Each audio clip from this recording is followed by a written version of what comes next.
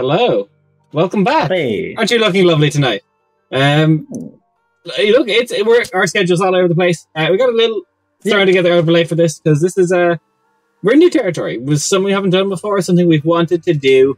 We're gonna, myself and Raph, start, and depending on how this goes, we might bring in other people down the line for key character moments. But we're gonna go over Kingslayers and how we've gotten here so far and how it's been, how it's gone, and how it could have gone different. The different pathways I imagined it could have gone down, the different avenues of approach that could have happened, and we're just gonna kind of vibe and see how it goes.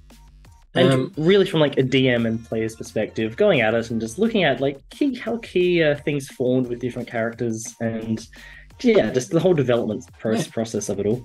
But I think as well, it's also a time if anyone has any Kingslayers related questions relating to characters, plot, NPCs that we can answer at this point. It's also like the prime opportunity for those questions to come out. I'm also going to take a quick start at the start of this. We have just launched December on our Patreon. For the month of December, every week we are releasing a subclass and a race. Although this week it is a sub-race, let's start ourselves. And it's only $5. If you sub now, for the month of December, you'll get access to all of it. 5 races, 4 races, 1 sub-race, and 5 subclasses. It's only $5, that's all it's going to be.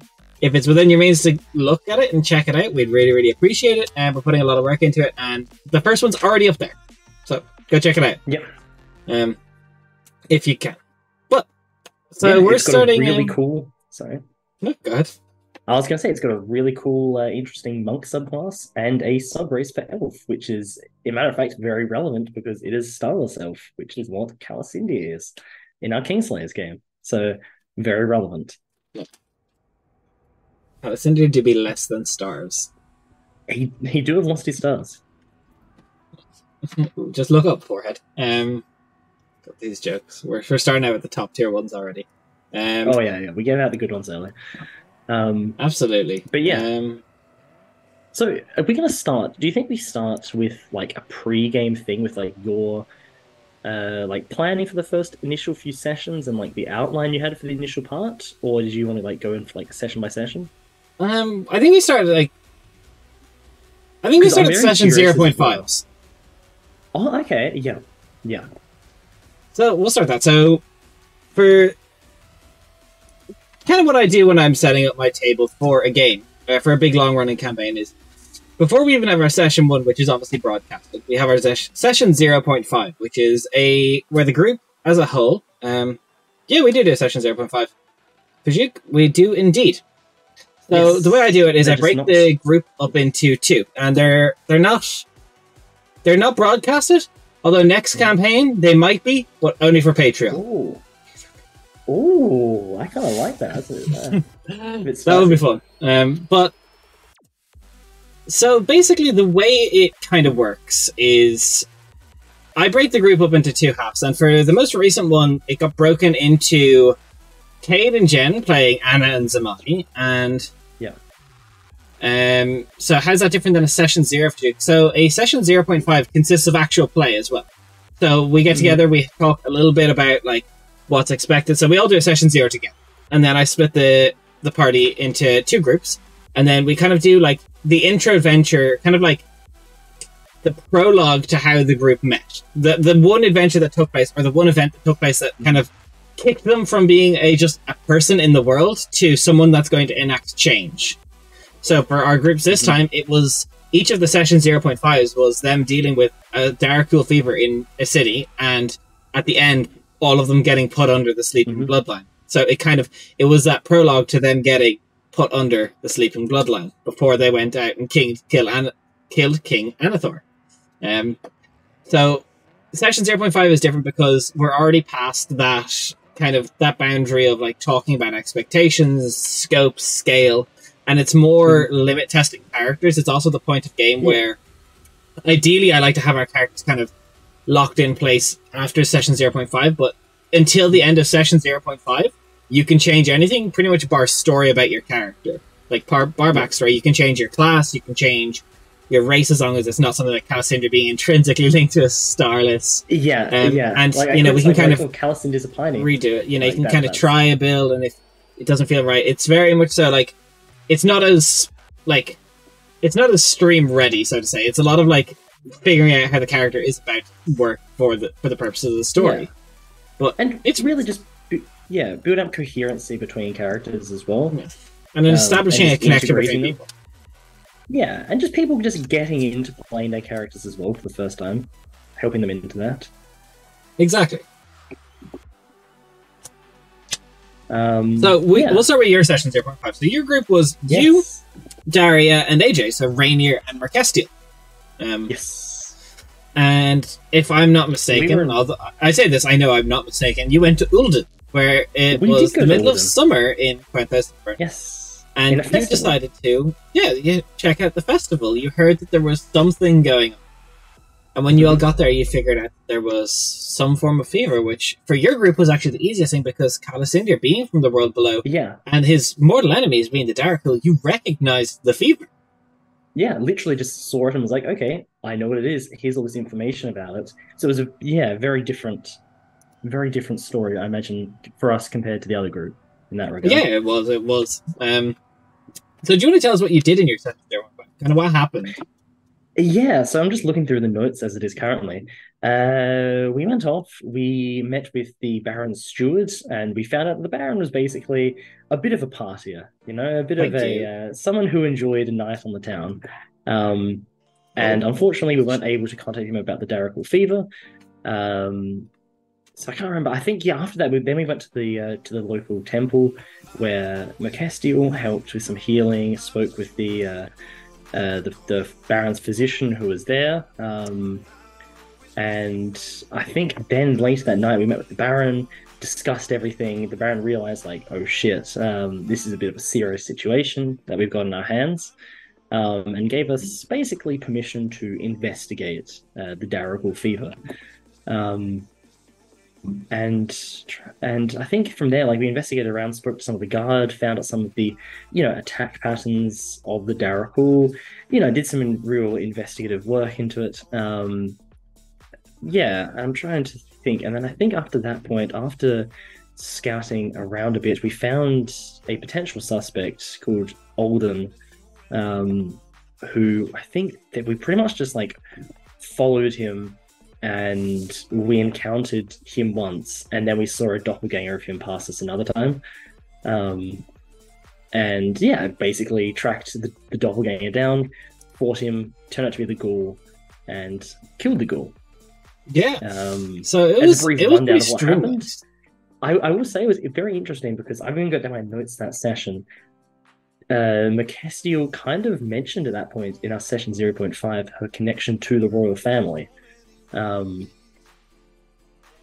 AJ's even like in regards to renowned for being bad at keeping secrets. Yeah, because I haven't got their like a wedding ring on finger ? Because I think she mentioned it or something. It's part of the description. Yeah.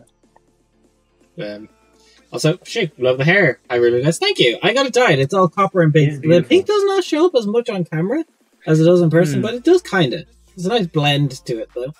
I want to do something different. Though. Thank you. So your session 0.5 was pretty straightforward. You kind of went in there with the prerequisite bonus that you knew what you were dealing with, which was very, very different to what Cade and Jen. So I'll go sort of run down what happened with them. So they were actually on a mission for the Lord of Decay. They were sent to assassinate someone, and they started looking around for a contact, and in the house that they were meant to look into, they noticed it was perfectly fine from the outside. But when they went inside, they started noticing the smell of Darkul. They started noticing signs, and they actually had to fight Darkul. It was more that they stumbled into, and they didn't know what it was. It actually took Anna researching within like some of the local libraries and stuff to even get like a mention of Darkul fever. But both of you dealt with a Darkul, and both of you dealt with the Shadowmancer specifically, the key sort of like agents that try and go in and establish a fever outbreak within the settlements. Hey, Crimson. How you doing? Hey, good to have you here. The Lord of Chaos. You're very early. Everyone prepare yourself. Everyone prepare yourself. We're actually talking session 0.5s right now. We're literally at the we're at the start. And our D&D December is live. If you're not aware, if you're checking the Discord, we now have stuff up on our Patreon. We're releasing a subclass and a sub race or race every week for the month of December. Only $5 a month. You get $5 for 1 month. You can cancel it after that. Some good shit. We have Start Ourselves, we've talked a little bit about for Wrath, and a cool monk subclass, the Way of the Shadat, which is very, very flourished and fancy. How are you doing there, Crimson? How's things going for you? Kensei monks, but cool. Yeah, it's Kensei monks. It's the cooler Kensei monk. It's like, Mom, can we have the Way of the Shadat at home? Yeah, we have the Way of the Shadat at home, and then at home it's the Kensei monk. It's the Kensei monk, yeah. Yeah, absolutely. Yeah. Which I think would be interesting at some stage at the end of D&D December, just to go through like all of them and like a bit of a discussion about like lore as well as also design process behind some of them. I think that'd be quite interesting. That'd be cool. But yeah, so I think it was interesting with our group as well in the 0.5 because you had Rainier and Calacindia who, with the Darakul, probably for differing reasons, but they very much adopted okay, at all costs, we'll find this person and kill them. Like, we'll track them down and do this. Whereas the other ones, it wasn't even like a job for an official. They were working for the Lord of Decay. Crimson, being a week, things are finally normalizing a little. Yeah, same for us. It's been we didn't have session Monday, obviously, which was a big sad. Unfortunately, it just wasn't available in the cards. There was a bit of an emergency. So, yeah, we're back now, and we should have Kingslayers on Monday. And a throne stealer. I work for the Queen. A throne I dare not steal. Crimson defends the throne. Crimson defends the throne from those who would claim it. The Queen's Guard. Usurpers meet the blade of the Lord of Chaos. Yeah. But so we like a nice little tagline there. We do have a stark contrast between how each group kind of operated in the outset. Yeah. So it's kind of interesting how each group, like your group was very much so from the get-go, like you could see how each group was kind of interacting with like the world around it.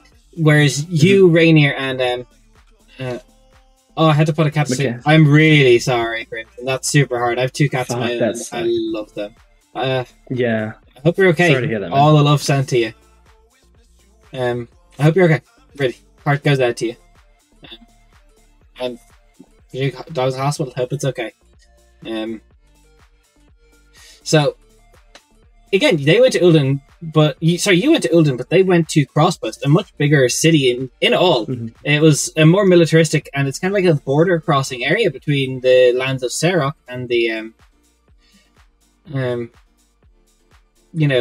the kind of travel that comes through there would have been, albeit detrimental for Ulden to fall to the Dark Thievery. Crosspost could have been worse. So you all, what was the final moments that Calacindia remembers before? Do you have these written down? What was his final memories before he fell under the Sleeping Bloodline? Which I'll cover the Sleeping Bloodline now in a second. I'm fairly sure. I'm trying to remember. I'm fairly sure it ended after we defeated the Shadowmancer because it was at night. We went back to our rooms, I'm fairly sure. I think that's where it ended, if I remember right. No, we went with the Baron. We met with the Baron. And then after our meeting with the Baron, it ended. That is the point it ended. And I'm so surprised you haven't looked at the Baron because of that. See, I'm slightly annoyed that we haven't gone to Crosspost or Orden yet, and I want to go to Crosspost and Orden. It's just that there's so many places for us to go. There is so many places. That's the issue with an open world sandboxy type of campaign, is that like here are all these places, choose from them. There are no bad answers. So what happened for the Jen and Cade though is so they killed their target. They killed the Shadowmancer and went back to their in room, and the last thing that they remember is a knock on the door. They didn't even get a person. They just heard a knock, and that was the last thing I ever told them. So then, after the session 0.5s happened, the 2 split groups, is when they got put under the Sleeping Bloodline, which is an ability of our an ability of the Saint of Undeath Samael, where it's myths to believe that if he embeds his blood within humans or humanity, mortals, he can take control of them and control their actions, puppeteering them for a time, basically enthralling them and actually having giving them the gifts of vampirism. And that's what happened to our party for the next 4 years. Awakening in session 1 as they crossed the marble bridgeway covered in sapperstone into the grand palace of Burden, making their way into the halls of glory that would so be, and slaying King Anathor Terendir, the good king, the king that was promised to unite the Morrowier and Burton, two tense regions within the world, so earning their namesake, the KINGSLAYERS. And this is the first time some of them even met each other. You know, it was a good one. Immediately being thrown in jail, we started with a very hot open in the campaign between the entire the party getting thrown into the cells deep in the dungeons of this castle. And this is probably where I had the most, because I started writing this campaign about, I want to say 5 months before we even went live with it. I started writing it and writing all the possible pathways, because when we first went live in session 1, I thought of quite a few ways it could all go. So realistically, it went probably the most streamlined way it could have gone. But probably the best outcome. Probably the best outcome. But you also, I think another good thing is, while between session 0.5 and session 1, all of my players in real life received a package in the post from me containing an encrypted letter from Samael. Like, encrypted, you guys can't read it. No, that's it. They can't read it, so only us can read it. That's the whole thing, you know? But yeah, sent a letter, and it's literally encrypted with 3 different. It's like a shift cipher. I can't remember all the types of ciphers, but there's 3 ciphers in there, and all the players had to crack their letters to try and get clues about why they were chosen by Samael and what they did for a part of their 4-year time. There was clues to where everyone went, and that's why we've seen a lot of the places that you've gone and traveled to is there's clues. There's actual places you could go. Didn't a wizard teleport away from the guys after being confronted? That happens at the end of session 3, I believe, or session 2. 3 or 2? I think it was 2. That's Jaravir, who we've met again in campaign. Yes, but friendly guy, nice guy, friendly guy. So 10 out of 10 guy. What did you think when you first experienced the opening of, like, obviously it was a cinematic moment. You couldn't control your character. You were still in the Sleeping Bloodline, but you see your character, and I've done it a fair few times in this campaign. I'm keen to talk about more of them. This campaign specifically tried to target a lot of cinematic moments that the players don't so much see as the audience do see, and kind of that approach to it. I've been curious as to how you felt about it. How have you felt watching them? Like, tell me your thoughts. Look, it was on the opening, it was a very cool cinematic opening that just, I don't know, it just did such a good job of just immersing us in the KingSlayers campaign. Just the atmosphere and the mood of it was just beautiful. Like you told everyone beforehand, like, okay, everyone just like mute yourselves for this. I'll tell you when you can speak again. And so it was just the clear, like, I don't know, like 5 minutes just monologue of just the whole description, walking across the bridge. It's still stuck in my head. It was such a great open to it. And it also introducing characters as well. Like, Everard was mentioned. You had Savar, you had Theo. God, I can't remember her name. Theo, but you also had Viola there. Viola as well. I had the 2 wards that witnessed it happen. So I had a lot of notes for when this first started. Like, a lot of notes. It did a really good job of just opening the scale, and then straight after that, snapping it shut, and then waking up in the jail cells with the warden Izora watching over us. Yeah, I still have. So I'm going to read an excerpt I have from my notes here from the very beginning. So if you missed it, this is pretty much verbatim. This is kind of similar to the script that I kind of wrote. As we open on our heroes, we see Burton, the power of the South. The architecture here values vaulted rises and archways. The palace sits just out to the sea, an edifice looking at the city, connected by a marble bridge with inlaid verithium conduits crossing the bridge. We see, and I introduce the party one by one. As you pass by the guard, Merkestiel gives a nod, journeying into the throne room. Beyond sits good King Anathor Terendir and his wards, Savar Rajat and Viola of the Jorkin. As I described them, the throne room vast and intimidating, flanked by knights. Anathor greets Merkestiel, standing up to embrace a long-lost relative, his what eventually would be his daughter-in-law, and he greets and is met with silence. And then in a flash, the party turns And in a flash, the Kingslayer set out on a warpath, laying blow after blow and slaying good King Anathor Thurendi. Which, I had a lot of fun. Yeah, that was amazing. I'm curious, like, I kind of remember, like, you did introduce us as we crossed the bridge, right? Like, you did give short. Yeah, I described it as, so as you cross the bridge, obviously I wasn't going to describe it all there, but as you were crossing the bridge is, like, as you were walking the bridge, I introduced each character bit by bit. I said an introduction. Right. Palacindir, Zamani, and I described the race, the kind of the key aesthetics of each character. And then we went to the interior scene, passing through the guards. Mercestia being connected to the royal family allowed quick passageway inside, and things, you know.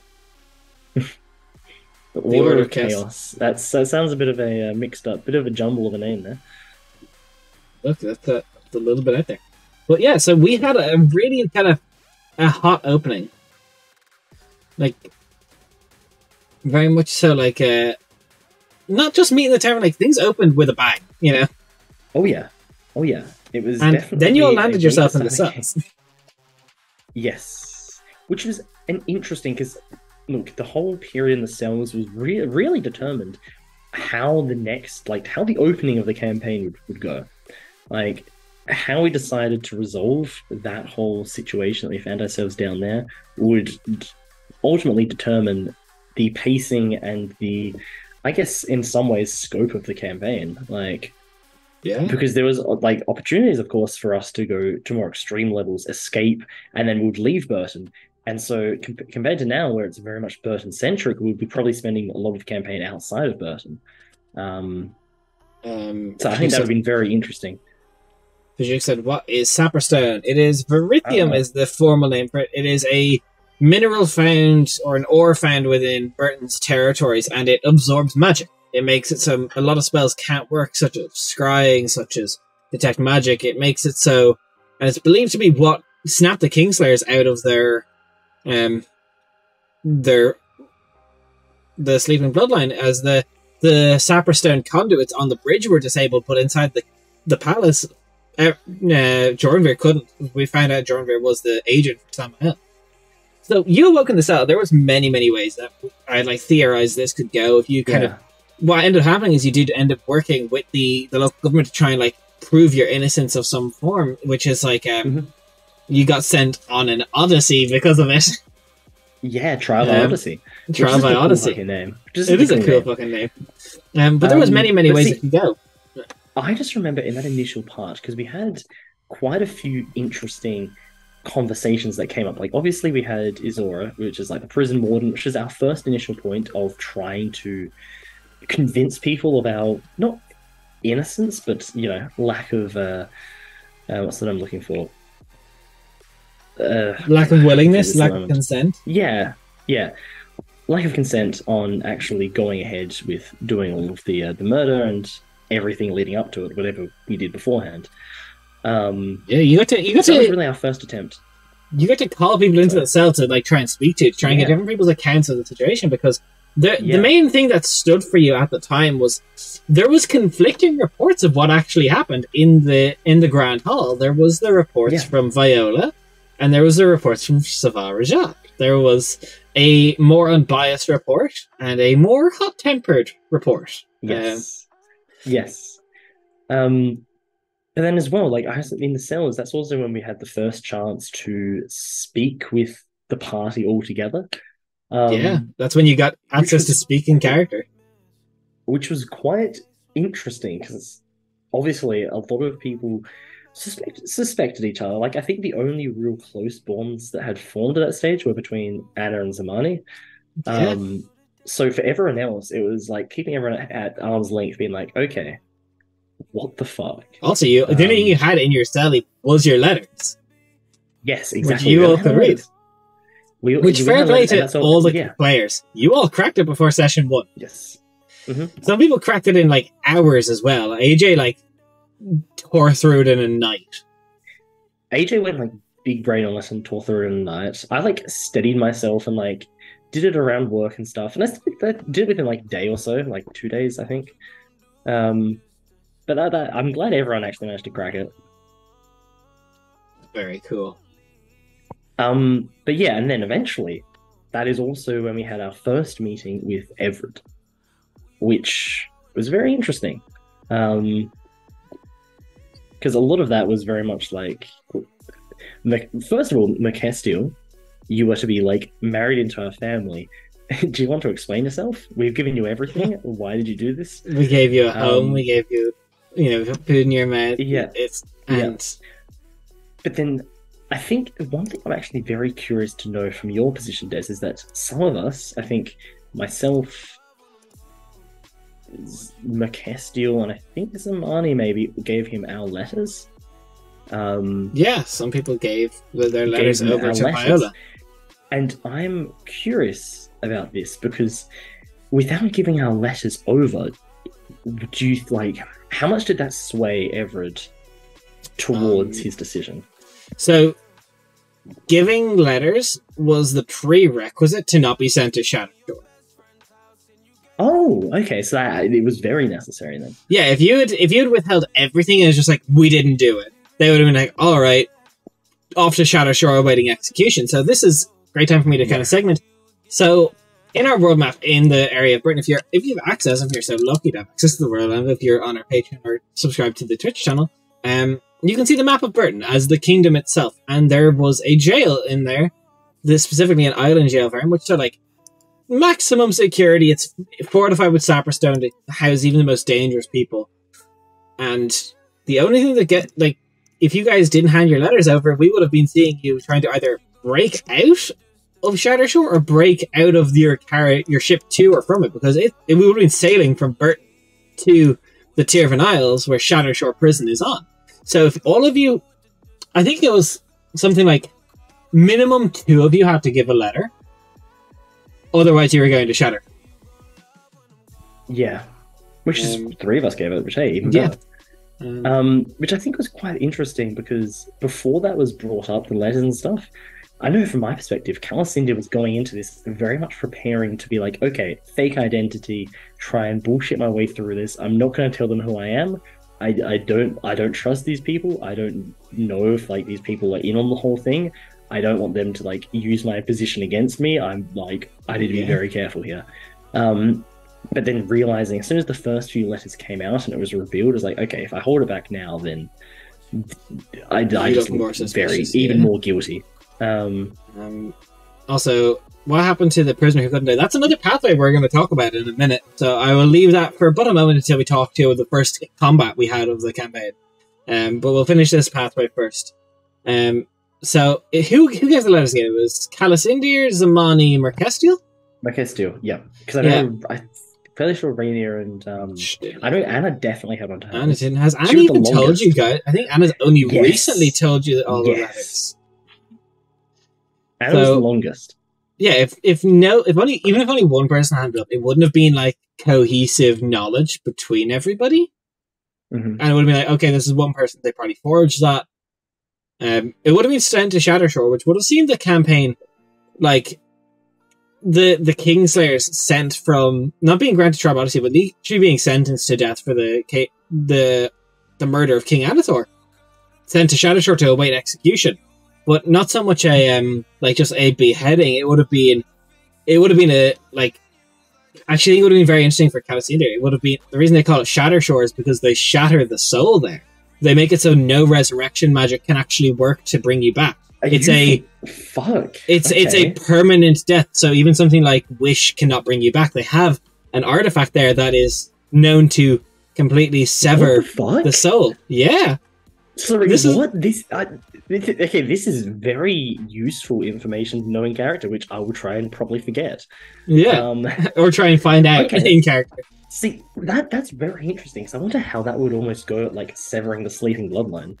It would have been things like if you're executing Shadowshore person. I'm not going to reveal it in case it ever comes up in another campaign, or maybe I'll release it if we talk about it in a PDF or something. But basically, you can't be brought back as an undead. You can't be brought back by any means, including Wish. Mm-hmm. Bar a divine being bring you back. It is something that, it it's a legendary cursed artifact that literally the executioner's blade, so to speak, takes the soul and takes the body. It's like there is no coming back. So you all would have been literally like season of Prison Break, sent to this island. Like it wouldn't have been like as with like even like in more modern stuff. Like executions, they don't happen immediately. So it would have been like you've time in the prison to kind of like figure out who's what of the prison, and you know, like figure out your way around it. Figure out how to break out. You know, start trading stuff on the inside, working for different people on the inside to try and get access to materials to make a break. What if a particular blade gets whispered away? Whispered away how? What do you mean, Crimson? I'm curious about this one. I'm not sure if someone were to steal it, they would become a BBG 100%. That would be cooler. But I think that would have been very interesting, actually. Yeah, so you would have either had to break out on the ship from Burton to Shattershore, or break out in Shattershore, or try and escape Burton, which is another pathway we'll talk about in a minute. But yeah, it was probably one of the openings that I was most excited for, just doing like a gritty prison break where it's like you're all fucked, like you've none of your magic. So would have really seen our casters get hampered. Yeah. And it would have made creative thinking necessary. You know, whether it's inciting a riot, inciting something, but it's like it would have been serious, and I think it would have been like the dark themes that I was willing to pull from for the campaign would have been accentuated a little bit more if that was the opening. I think it would have the feeling of helplessness from the start. I'm really curious, like what you would have come up with for that. Like that would have been fascinating. Also, like traumatic, but fascinating. Traumatic, but fascinating. Yeah, I would have loved to see it because like there's corrupt guard officials, there's corrupt you know, there's obviously people in there. By theory, that executioner is the most powerful person in a large area. It's not really a blade that one person swings. It's a little bit larger than an artifact. It's not a literal greatsword or an axe or a guillotine sort of thing. It's an artifact, which we'll explore down the line if we ever end up going there. I don't want to reveal that MacGuffin right now. I kind of hope we do. Look, Callus India wants that now, so we can just like go around shattering all giant souls and revenge. Genocide, okay. But no, honestly, I think that as well for me would have been one of the most interesting ways to open. Going to Shadowstone. Like that would have been just so completely different, I think, anything I've ever really played, I think. It would have been very different. So another thought, what happens if the blade is used to slay a particular Lord of Disintegration? Well, you'd need to bring the blade into Osiris, our realm of hell, and slay the Lord of Disintegration there, because if he's slain... That's a curious question. If he's slain there, it wouldn't so much be him as it would be an avatar of him, so he would just go back to the infernal realm that he's from. But if you could bring that weapon to Osiris, the name of our hell, and slay that regent there, he's gone. He's gone completely. Now that would be interesting. It's kind of different. It's like it's a cinematic wound. It's not so much a mechanical wound. Yeah. But that didn't happen. You all gave your letters over and started talking more. And you got to your first night, I think it was, or first or second, after you started into like getting meetings with Everett, getting meetings with... Well, yes, it was the first night because Kazori came to visit us, and she was there. And that was actually one of the things that I think potentially maybe swayed Everett, is the fact that we defended her, and we made sure to protect her from the anguishers that came in. Yeah, so we had a combo with anguishers as Kazori, the princess, Everett's little sister, and the guard warden were there. A creature came to get you all. A being of undeath and negative emotion tried to capture or kill or other you. And we got probably the coin flip of the campaign there. Rainier, Darius' character, asked, how healthy does the guard captain look? And she was... Daria confirmed if she was bloodied or worse, Rainier would have kept fighting. She was 3 HP above bloodied, I believe. Yeah. So one more hit. We were this close to Rainier forcing us to breaking out of Burton. Like, oh yeah, because if one of you start popping off at the warden, it's over. It's over. Yeah. Like, you're not... We all run. It's like... Thankfully, though, during that fight, we learned of a potential exit route that we may have been able to take. Yeah, Valna, the woman in the cell who couldn't be slain. Very much so specifically a very, very powerful woman who seems to have a vendetta for the throne. It was probably one of the very interesting ways you guys could have gone about the exit is you knew a way to break out. She's been in this prison before. She was literally bound, tied, you know, everything to stop her from trying to die to get away, because they've tried to execute her a few times and she's not stayed dead by some means or another. You know, she's made her way back and again made an attempt on the lives of the royal family. So in her eyes, all y'all just did some of her work for her. So she's like, let's work together, let's get out of here. And that would have seen us going from working for Burton and the crown of Burton, of the Terendir line, to then fleeing from Burton and fleeing from the Terendir line, as it would be your escape of Vanna, the most wanted woman. You, as a group of 6, would be the most wanted people in the world. However, you would have had an ally equivalent to like someone you'd be granted from a stronghold from the beginning, almost. She would have helped you get out.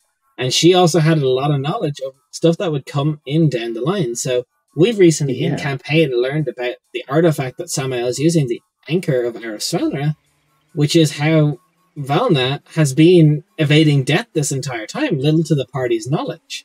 It's been an artifact that the Soul Anchor, for the common term, is how she consistently, although it can't extend her life, she's her natural life, she keeps coming back, and much to the annoyance of the crown, she's a very, very capable sorceress, and she's the one who mastered and perfected the Soul Anchor. Well, not so much created, but perfected. And is what now the Jorhakin have the knowledge of that Samael maybe has gotten. And that's where we're seeing, and it would have seen you guys already have a contact. It would have eliminated the necessity for the archives of Arisvalra. The Anchor of Svatnir. The Anchor, I understood what you meant. I mixed them. Yeah. So it would have seen the lack of needing for the archives of Arisvalra, the Jorhakin's library, to get information about the Soul Anchor, because this. But then again, getting Jornvir as an ally probably wouldn't have happened. So figuring out that Samael was using the Anchor would have happened much further down the line. Yeah, which it's interesting because it would have advanced our Samael plans along quite, like, not necessarily further, but it would have, some aspects of it would have pushed along further, but we would have been quite cut back when it came down to allies and Burton wouldn't be safe for you. That type of route. We would have had to have gone somewhere else. Yeah. Fijuk said, are the Kingfishers trying to kill Samael? Yeah, that is the story that they went through. They got sent on the trial by Odyssey by King Everett to kill the Saint of Undeath for the crimes. And that is the big part of the story of the Kingslayers, as we've seen, is the campaign as a whole is about killing the Saint of Undeath to seal him beyond the celestial realm, because he's one of 2 saints that is within the prime material still. The other being Gregi, the Saint of the Youngs. So we could have seen you have... I'm very curious where you guys would have run to. That is something that would have been very, very curious. If you were... I think Sarok. Yeah. I think Sarok would have been the logical place to run to.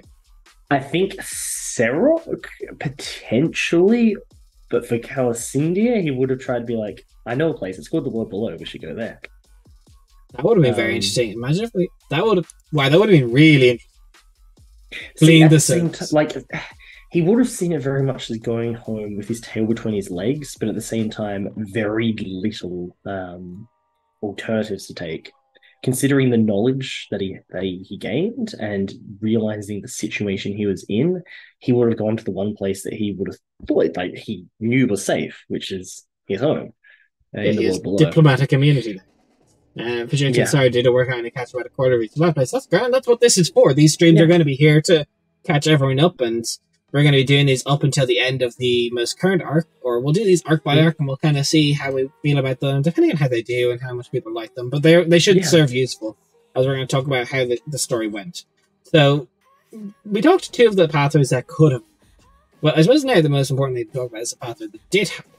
So you managed to sway everything to the point where you all were granted passage to live for now. Much to some people in the castle's dismay, you were said and given room to attend the coronation for Everett, witness the funeral speeches for King Anathor, and you learned of the prophecy. I think that's probably one of the other important parts. If you kind of figured out why Samael has done what he did in regards to killing Anathor, is because it would really destabilize the region, as we've already seen start to happen. The Morrowbeer and Burton as a whole are no longer as much allies as they used to be. And I think when you guys get back to Burton, you're probably going to start seeing the knock-on effects of that a little bit more, due to like the breakdown of Morrowbeer and Burton relationships, especially because the seasons of travel are only the summer seasons. And now that we're out of the summer season, the Morrowbeer is off limits from any travel to and from Burton. And I think you really like the push from Everett to try and complete the first trial. So it's like, okay, let's maybe open up a bit more towards the new king. Like maybe there is something there. Maybe there is. But do you have the prophecy written down? Do you remember the prophecy? Let me see if I can find it. Yes, the prince born under the storm of a full moon, child of man and elf, shall face 3 trials in life. The Oleander Dragon. I don't think I have Oleander Dragon, the sunken crown of Zephyr Bay. Under aligned stars, they will receive a boon from the divine. When 3 trials align, so shall Morrowbeer and Burton under one common leader of the realm. Yeah, so I would read the full prophecy. That's it. The prince born under the storm of the full moon, child of man and elf, shall face 3 trials in life. They shall best the trial of the Oleander Dragon of the Morrowbeer. They shall recover the sunken crown of the Zephyr Bay. Under the aligned stars, they will receive a boon from the divine. And then when all 3 trials align, so shall Morrowbeer and Burton under one domain, under one common leader of the realm, which is very interesting. It's See, I'm really curious about the under aligned stars. They will receive a boon from the divine. I'm curious about that because the other 2 we have a general understanding of at least what they may be or what they'll involve in some capacity. But that one there, it just seems like that's the vague part of a prophecy. Aligned stars. What does that even refer to in the first place? Gift from the divine. Which we learnt the sunken crown of Zephyr Bay could very well be a shard of the dying god, which is going to be very interesting when that does come down to it. Yes. It very well could be, or it could be an artifact of similar power. You're not quite sure. Yes. Yes. But we've seen, like, already Everett is starting, and I think I've set it up well to begin with as well. After Everett pardoned you, you all went to a study, and there was combat there as well, where Jarnveer had sent more creatures after you to try and recover you one last time before he fled. And we saw from Everett, he is not by any means a confident combatant. He is quite shaky in his training. He's a blade singer by train from his mother's side before she passed away, but he's not very good at it. And even when he was doing it, his stewards made him wear full plate armor, so he was all clunky and fucking plate armor, trying to cast spells and couldn't enact his blade song right. And that was not. That was session 2. That was session 2. We did that. That was session 2. But like session 2 actually had a lot of quite a few interesting points in it. Because that's where we went. Kilvereth, for one. Who told us of the prophecy, and also was an ambassador from the Morrowbeer who said, "I want to work with you, but I kind of need your help on this." what was I also going to mention? There's something else in session 2. Uh, Viola's plan. That's how it was trying to oh yeah, lower. Vala's plan. But it's also, this is the part I want to find. It's also where Calasindia found a book in the study by Xerxes Strem that mentioned all the different gods and saints and everything, which is where Calasindia came across the Sleeping Bloodline for the first time. Yeah, because yeah, you didn't know it was the Saint of Undeath at that We point didn't know in time. it was any of that. And it was session 2, Calasindia found the book in the study, read through it, found the part about the Sleeping Bloodline in Samael, and that's when the pieces fell into place for us. Yeah. Oh, that's very. That was such a crucial check because, again, there was time for pause for Everett, but he couldn't have sent you on a trial by Odyssey without someone to send you on a trial against. So Yes. I still think we could have seen what you would all. have happened? Good. I was gonna say, what would have happened if we hadn't found Samael's name? Like, would it have been a much more of a vague trial by Odyssey? Like, find whoever it was who did this and bring me Don't proof think so. of them? Because It could have. It would have depended on roleplay outcomes. I still think you could have gotten a trial by Odyssey. However, I also think you still could have gotten sent to Shadowshore, though, because he did not have that much evidence. Like, now, if you'd still found the stuff in Jarnvir's office afterwards, I'd say you could have avoided it. But if you didn't find any about Samael, and then you didn't find anything in Jarnvir's office to even, like... Or if you didn't even prove that it was Jarnvir who sent the creatures after you, we still could have seen you all sent to Shadowshore, because at that stage, Everett's still taking so much advice on from his wards, stewards, and there's still time to think about what could be happening, and there's still, like, a lack of trust for you all at that point. So I think that was, like, after getting the letters, and then after you showing up Samael, that's kind of like when it confirmed that it wasn't going to be like a prison sentence. It was going to be a trial. Which yes,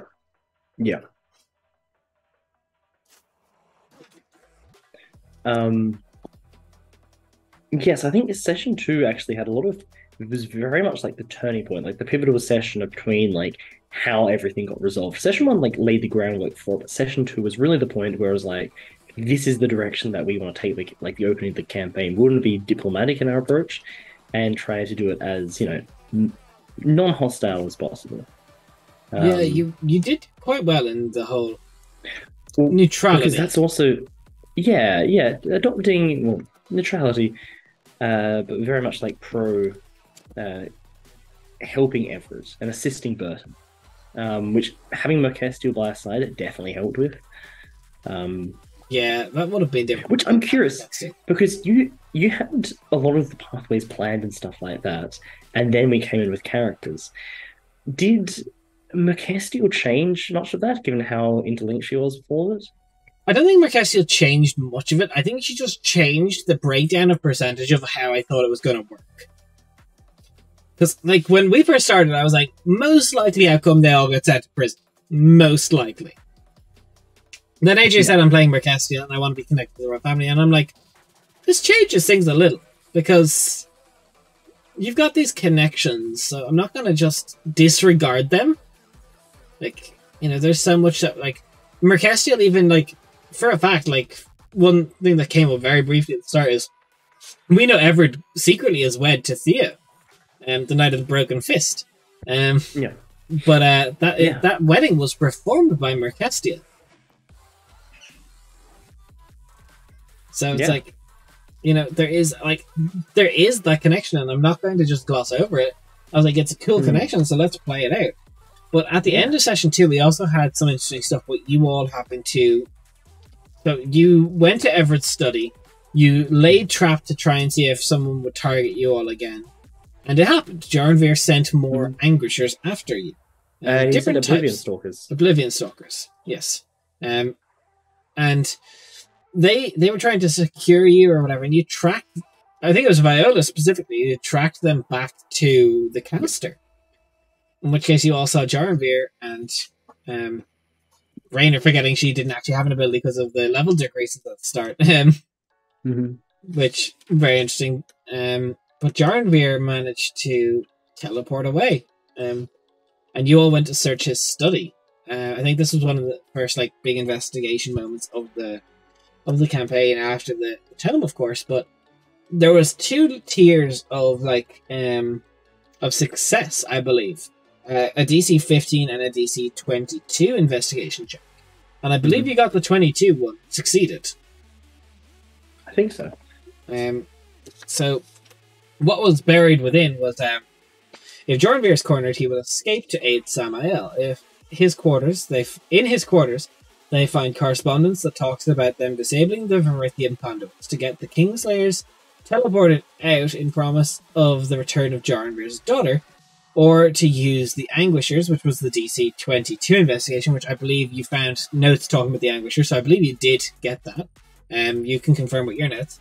To reclaim the unconscious and bring them back. So obviously if Jarnveer had you unconscious, it would have been, again, a teleport, which I believe immediately, because I gave it away, because there was that confusion with character stuff, is we know Jarnveer teleported straight to the Andari Isles, which I don't believe he's talked to you all about. No, because he very, if I remember correctly, he said that he mentioned that he knew of a place there, but he didn't really know much about it. Like Samael took him there. But no, Samael took the teleportation. Yes, he tried to teleport to his tower in Kern, but then Samael intercepted it and brought him to the Andara Isles, and then he managed to escape. Yeah, which I think purposely as well. Jarnveer has told you very little about them. Very, very little about what went on in the Andari Isles. Oh, he's super cagey. He is very cagey. Which is like, we'll find out more once we start to help him, I imagine. Yeah, I'd imagine so. But that was the end of session 2, where we your powers as a group were starting to come back to you, because the way we had done it is all characters started at level 7, but then the Sleeping Bloodline knocked you all back 4 levels, I believe it was. So you were once upon a time a level 7th character, but at the first session you were level 3, and then each session that went by you regained some of your abilities, getting your way back up to 7th level. So we, at the end of session 2, we were back up to 5th level characters, getting more abilities back. And what notes do you have for the start of session 3? Start of session 3, it was us being introduced to our new home in the tower, the ambassador's quarters. Yeah. Where we met some of Theo's lads, who were our sign of protection. And it was just before the coronation of Everett. And then I think during that time, we spent a while there just really... Then this is the session, I think, where party dynamics started to form. As we had a decent period there of us just in the tower, really just talking and getting to know one another. So I've got quite a few notes here about things finding out about characters, like Merkesti noticing about Anna's tattoo on her neck, Anna attempting to use detect thoughts on Calacindia. That would have been so interesting if that succeeded to Delta. What would have happened? What would have happened? I probably would have given Anna a minor madness temporary until like an extended rest. Because Calacindia's mind is cracked as crows. It's fucked. Like, you don't want to be in there. Yeah. Like, no, it's kind of part of the character. He barely keeps it in focus like himself. Like, if someone else was to go over there, they would be fucking especially unexpectedly. But we also, as well as that, we got some really, really interesting things come out that session. You got your belongings returned to you, which showed stuff from before the 4 years that you didn't have. Specifically, you had a wine bottle from Crosspost, which was from the session 0.5 of Anna and Zamani. You had 6 Griffin Feather bolts, which were +1 bolts, which I don't think Raynor has used yet. No. You had a pressed violet teardrop flower from the Andaria Isles. You had a menu from the Haggard Rampart in Thinvale. You had a stone disc with odd runes from Bellerin. I don't even want to know about that, Des. I don't even want a repeat of that. You know what happened to that now. I know what happened now. I don't want to do it again. Well, that was revealed to you on session 3, and 30 sessions later, you figured out why you were there. Yep. Yep, and it was horrifying for Callus India. But it just goes to show I had this shit planted 30 weeks Oh yeah, you prior. had the shit planted. Also, just F and chat for Thinvale. Rest in peace. But that was actually you guys talked about going there fairly early on. Yeah, we did. Because it was the closest place. We would have been fucked. You would have been counted Mark Cow, a lieutenant of Samael. It would have really kind of jump-started your career, so to speak. Which I think is interesting because it's almost like there's a direct link there. Like it's either Thinvale or Rendenwell in that sense, and both are very tough encounters. And I think you mean the Priory, not Thinvale. Rendenwell and Thinvale. Sorry, like in terms of like two parallel paths that we could have gone down, and we chose the Rendenwell. Oh path. Yeah, I thought you meant the Althea, the Tempest Sun. No. Which is another thing that I thought you guys weren't going to get. But we'll get to that in a little bit. So, yeah, you guys have the Diplomat's Quarters, finally. This is just before you got given your trial by Odyssey. Before you kind of had free realm with Burton in Section 5. So we took actually 3... No, we had 2 sessions in kind of like this sort of lead up to the trial by Odyssey. Yeah. So, what other stuff do you have down in your notes for as the party first interacted? Because we also had a very fucked moment where we first saw the Lord of Decay come into view. Yes. Callus India's first real recognizable dream. Like we had a small one in session 1, but this session here is also when we had the one where he saw a keep for the first time amidst visions of chaos and ash and destruction, a glittering keep in the distance, which I've interpreted to mean Ariel Keep. It may not be. We could find out, another 30 sessions down the line that it could be referring to a completely different place. And Des has just put the little Easter eggs in there that far back. You wouldn't even be surprised. But yeah, I think it was interesting as well because for the coronation that eventually happened in session 3, we were told, watch out for storms. Obviously, that being the sign of the start of the prophecy. So that was very much like an interesting moment, and to message what's his name? I mentioned his name before, Kelvereth. Which is just once again to call out AJ here, forgetting to contact Kelvereth about it for like 5 it took sessions weeks. Afterwards. It took like I think you only did it when you were in Aerosphere. Yeah, I love that. We did see I'm just trying to think. But also end of session 3 was when we were granted innocence. Well, not innocence, but put on the trial by Odyssey, and Callus India was given the keep, and Callus India was given Ariel Keep as an ambassador for the Stardust people within Bert, which is like, mind you, that is like not a role befitting a prince. Like that is by no means a role befitting a prince for ambassador. No, like Callus India entirely wants to hand that down eventually and just like rise to something greater. Though? If you did not hand over your letter, the party would not have gotten a keep. Yeah, I can say that. I can say that. Because he only was able to logic and get his stewards to approve giving you that territory and like that bit of land, as like he was like a big push from that was like, as you said, Callus India was one of fears is being used for his position, which 100% he was from like that sort of view of the courts of Burton is like, we're going to make the most of this connection as we can. The Starless are very powerful people. So, and no one else has really developed a like relationship with them. So, are we going to be the first? Can we be the first? Are we going to be the first? OGK is a small one, but that's the library. Yeah, exactly. OGK is a small one.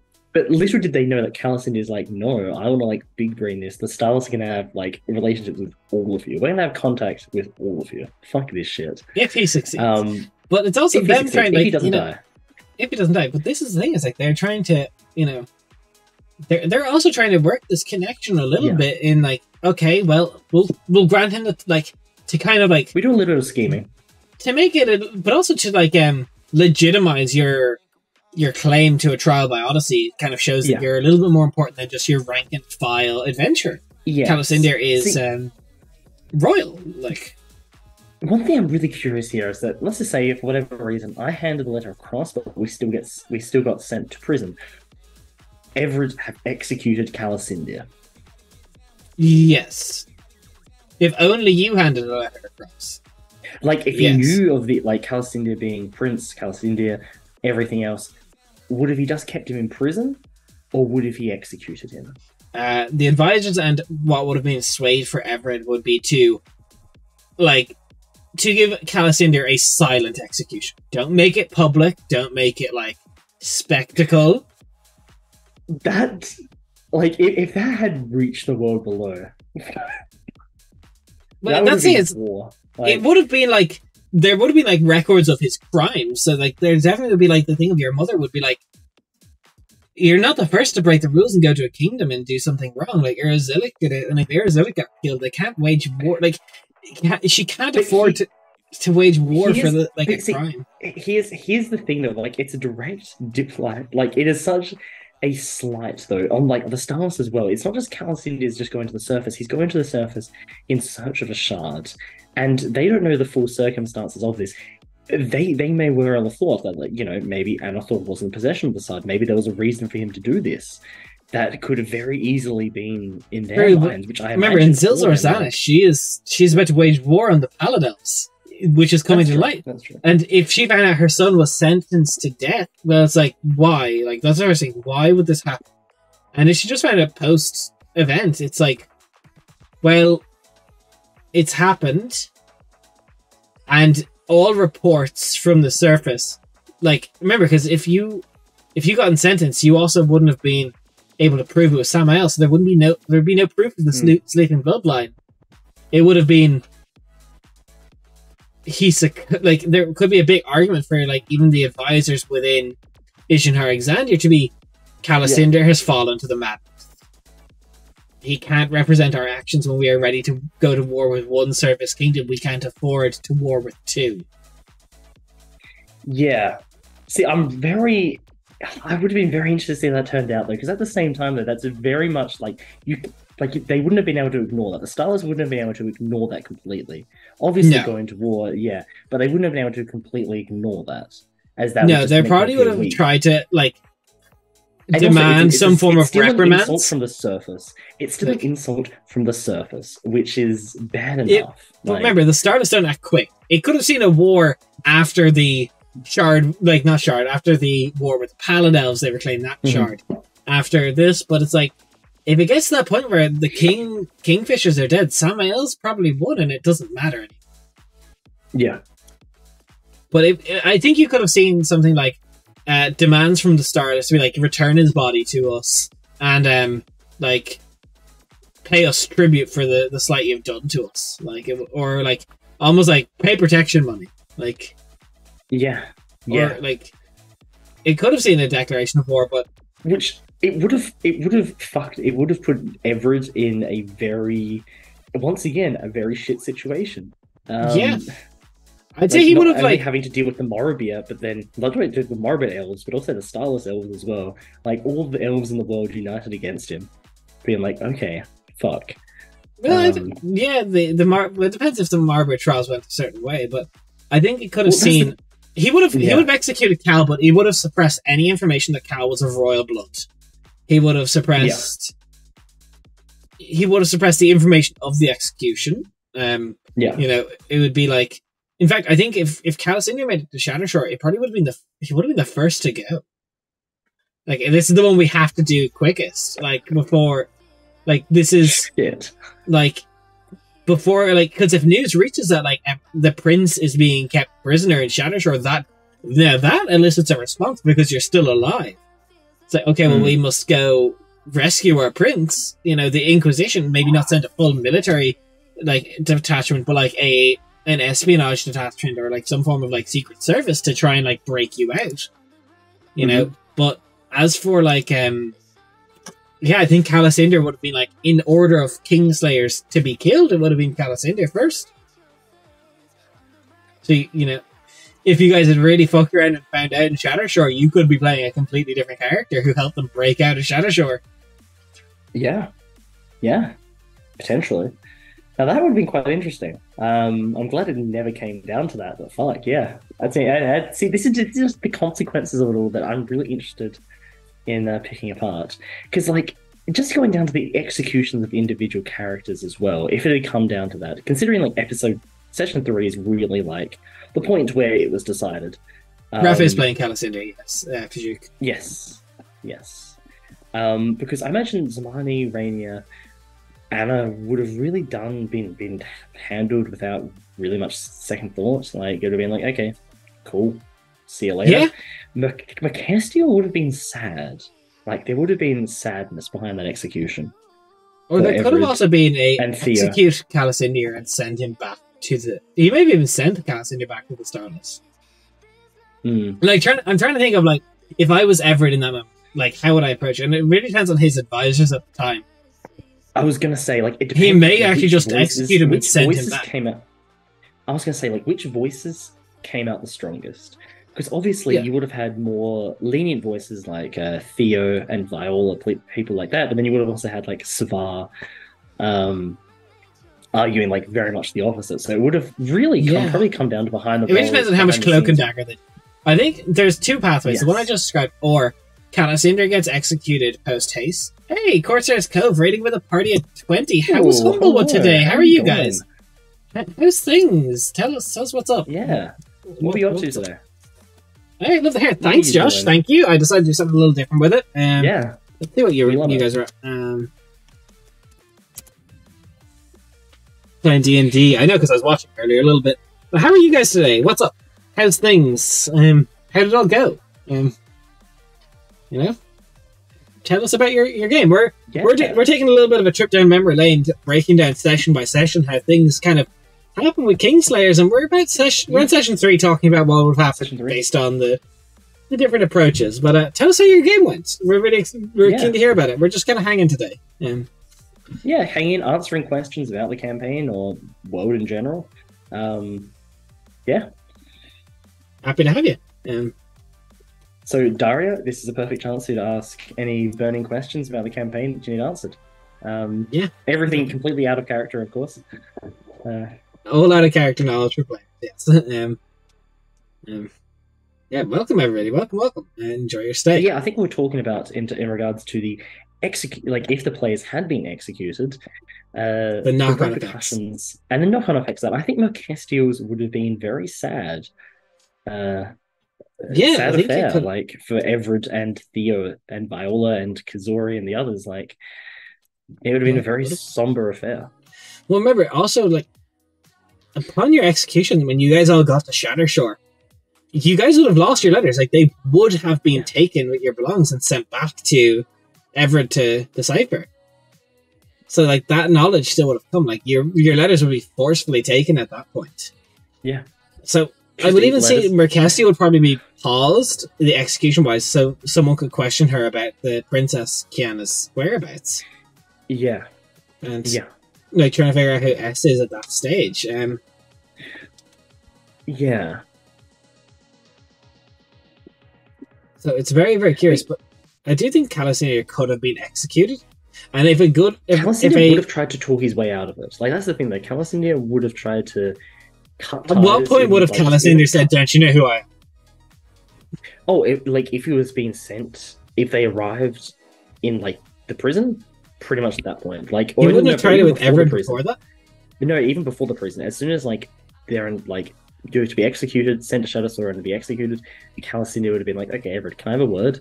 I'd like to cut ties with these others because I'm not quite like them. You see, you and I, you know." Why, you would have abandoned the rest of the Kingslayers straight away? Distance. All right, but tried to set Calicinda apart and also tried to reinforce, like, okay, like, you know me, you know who I am. You know this isn't something that I would just do as a prince of a fellow country. I wouldn't just assassinate a king for no reason like this. That is not something I would do. And just try to very much, you know, at least stay. I think depending on the role, there could have like at that point characters would be like Calicinda would be like lost essentially. But I do think there could have been a moment, like depending on roles, like how it all goes, being like you know, Calicinda being sold back to the stars. I was going to say as well, though, Like for a Everett slim as well, chance. for Everett as well, pretty much, what if he, executed the rest, kept Calasindia as a prisoner, called in Stars to basically pick him up, and tried to, spread the rumors that the whole party was killed? Basically, under an agreement with the Starless that he's not to come back into Burton. He's never to come here again. Keep him out. Or it could have become a thing of Palacindir is to be Everett's ward. Literally, you are hostage by everything but name. See, that seems dangerous for Everett. Yeah, no, but Kingslayer wouldn't do that though. If they didn't have... That's the thing, though, is that if he was in the court, he would have made Savar look so fucking pathetic in comparison with the amount of fucking shit he would have tried to pull, and espionage and backstabbing and plotting and everything. It would have been fun. Would have been interesting. It definitely would have been such a different way. But that's not what happened. We got to see a trial by No, it's not what happened. So, we got very sidetracked there by talking about a lot of what ifs. This is our what if series. This is our what if series. What if Calasinda became a ward of King Everett? I would watch that.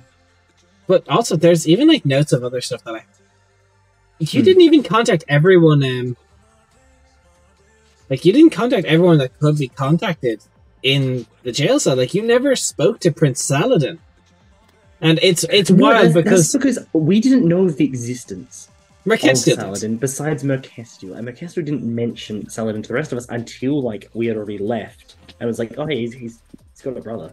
Oh, cool. We never met him. Saladin. Acknowledged. Sorry. Which I think would have been quite interesting, because the way that you've described him to me, Saladin would have been a very interesting person for Calasinda to meet. I feel like there would have been a degree of eye to eye. There would have been Saladin is a 6'6", full-plated military man, buzz-cut hair, half-elven, wants anything, and his one goal is to become king. And if you all were more open as Kingslayers, he would have offered you a pardon if you could kill him. But see, here's the thing, though. If we had done that, would have he just turned on us and just killed us? Oh, it would have been a pardon as in get the fuck out of Burton. Okay, yep. It'd be you guys gave me my throne, now get the fuck out. Yeah. Shit. Yeah, I had that written down from session one. If you guys got Saladin alone, it would have been because also if you're down there by yourself, it's if you tried to tell Everett, your brother said if we kill you, we're out free. He's gonna be what do you mean? It would have made you look even more guilty. Him against me. Yeah. It would he had nothing to lose by offering it to you. Yeah. Because even if he lets you out and you all break out, it's well, you break out to go warn Everett. Okay, they broke out of their cell. Yeah. Send him back. Let's send him to chopping block. And I'm very curious. I think Rainer would have been down. Even Zamani and Adam. I think they would have been all right, we kill Everett and this just goes away. What's one more king to our list? I think, yeah. Merkestil and Calasindia would have been the key ones, being let's not be too hasty there. We're on decent enough terms with the king. Let's not push it. Yeah. Literally, under his character notes nod, he yearns for the throne. It is a big part of him. Of the entire character as well. He wants to be king. He thinks he is better prepared. He's not like Everett, who's faltered in his studying. He has committed himself to it. He has mastered the blade. He is, he's very much so, he's trained in hopes that Everett would somehow die. And 100%. I hope my brother dies so I can take his place. Exactly. That's the cruelty of it. But it's also this thing of there's a big hope for Saladin that I hope Everett does not live through the trial of the Oleander Dragon. Because then the throne passes to me, and obviously there's that hubris or just this arrogance to Saladin. I would not fail the trial of the Oleander Dragon. He sees himself as the child. 100%. Because the child doesn't say first, the prophecy doesn't say firstborn. It doesn't say it had to be Anathor. It just said, he is half elven. His mother was still an elf. Anathor's wife was elven. It is of Burton and Morabir. He is a child of both. Yeah. You know, it Yeah, all lines up. it all lines up, and I think that would have been a very interesting path. Which is, I'm curious, like, were there any others where we went that type of neutral Burton diplomatic path that had a different outcome to the one we had? Because obviously there's that one there, the one we had. Like, were there any others? Or So you could have, again, if you didn't give your letter, you would have gotten a trial by Odyssey, but you wouldn't have got any backing by the Crown. Is the other one. That's the main three of them. Like, Trial of Odyssey with or without the keep backing, or Saladin. No, it doesn't. It just says a child, and it doesn't even say the king. It says the leader. So there's no. Yeah. It is not. It is not linked to the gender of the child of, child of man and elf. Mm-hmm. It just prophesies a half-elven child that will lead the Burton and Moravir under one unified leader. There was some, like, I think when we started, there was conflicting information of, like, in the common tongue, that's what they translated to, but when you find out from Kelverth, in the elven tongue, it does not stipulate. Yeah.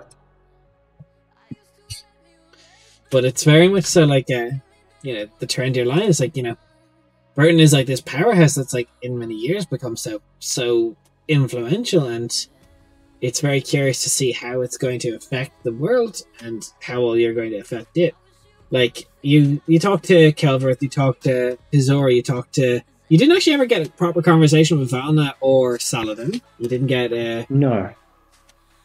But you did, you got, like, a decent bit. I think you guys got a very good start, I will say. Yeah. Like, a very strong start. It could have gone much worse. Oh yeah, and I can't really see it going too much better than the outcome we actually got. No, I think you got,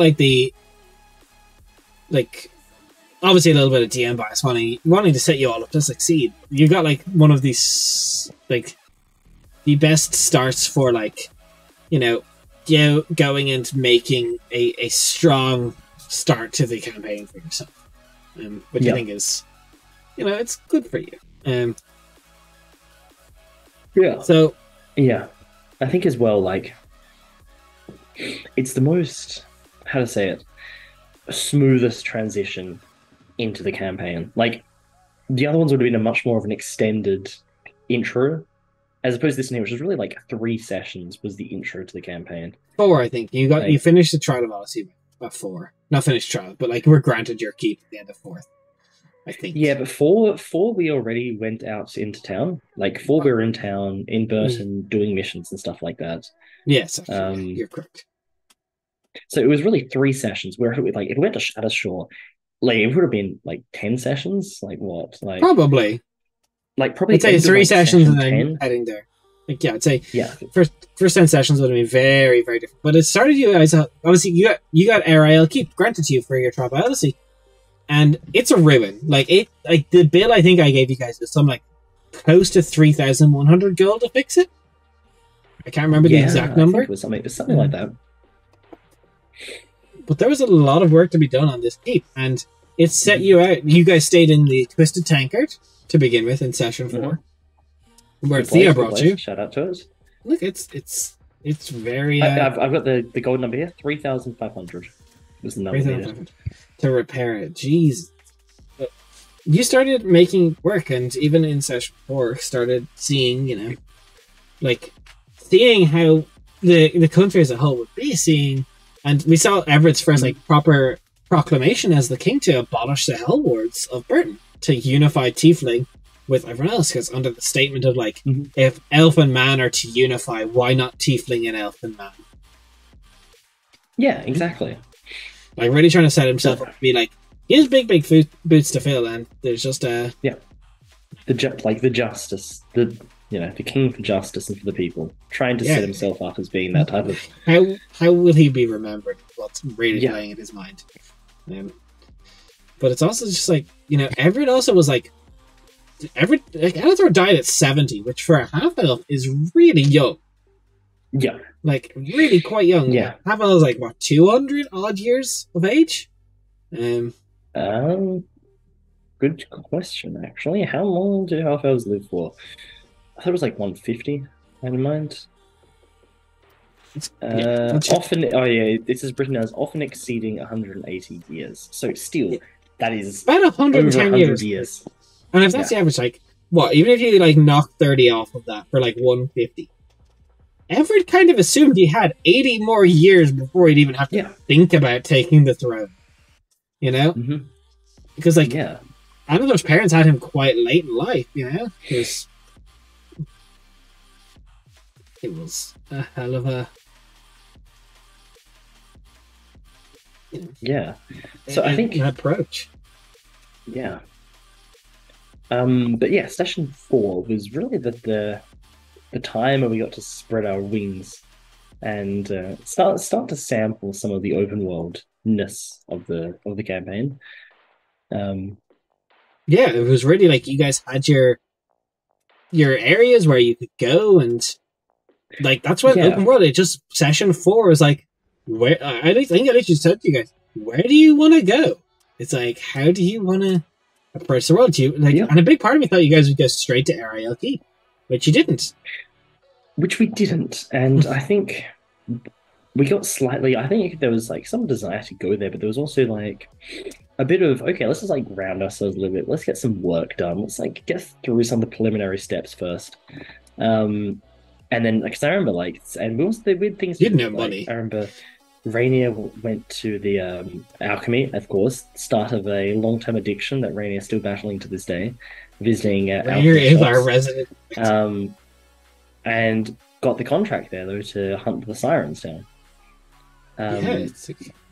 Which was also like our first major quest that we did, our first major bit of income. It was, the Sirens of Aris Fall. But then that's also where you first met Olivia, and Ollie, her partner who was dead, took that quest before. Yes, that was. Which look at that. That is from session 4, such a long-term, long-standing NPC relationship we built up, which I'm also looking forward to seeing Olivia again once we return to Ariel Keep. And I think for Rainier as well, for like such an important NPC to her and to her backstory and everything. I'll keep it up. I never thought Olivia would be an important NPC. No, and the fact it's to Rainier of like all people as well, I did not anticipate that. But I love that because that's kind of what D&D's about, is these unexpected storytelling going on. But also you got a tailor. Just like, she does help. Yeah, which is kind of cool. We got a personal tailor who does a very good job. But we also started to see, like, session 4 is also... The first one we actually talked about, the first contract you did before, did you do the missing shipment before or after the Sirens? That was after the Sirens. I'm curious, looking back on let me just double check. No, we got the Sirens first, but then we did the blacksmith first. The singing stone. The shipments. Yeah, we did the shipment stuff in the city first. Here's looking back on it. Obviously, hindsight is 2020 on how you would have approached it. From both either your or Calicinder's perspective, would he have done it the same?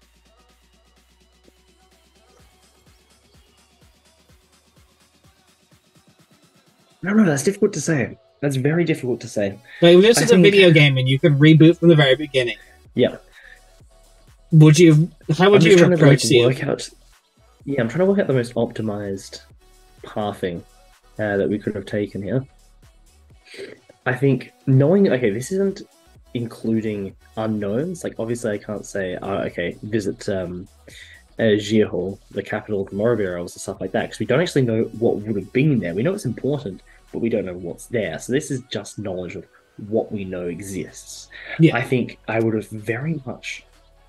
What I would have tried to do is gone same path, maybe not have spent as much time in Burton, but gone to Erosphere, done the Sirens, done all that, moved from not Erosphere, the place of the Sirens, gone pretty much straight from there with like the job for Erosphere, gone to Erosphere, done the job there, done the stuff in Erosphere, gone from Erosphere, Priory, Vrendenwell. Yeah, because if you had gone to the Priory that early, you could have said, like, if you went like beeline straight for area from like the get-go, I have I to would have double check. shaved a So few days off. I was gonna say I would have shaved a few days off, which would have got us there in time for so saving the Priory and the Knights. the 24th of Orithiel was when Althea turned, or that's when the Priory. So let me double check. So you all started. Yeah, no, actually, you were in Ascendial, so you, in theory, could have gotten there before. Like, if you had, like, because you got to. No, you got to Irosphere on the 5th of Ascendial, the month after. So, pretty much like 8-9 days after, like, Althea would have been turned. You could have saved a lot. You may have even been able, like, maybe not all of them. Or maybe even. I don't know if you would have gotten there for the 28th, because you only got to. I don't know if we would have got there for that early, actually. That's a bit too early.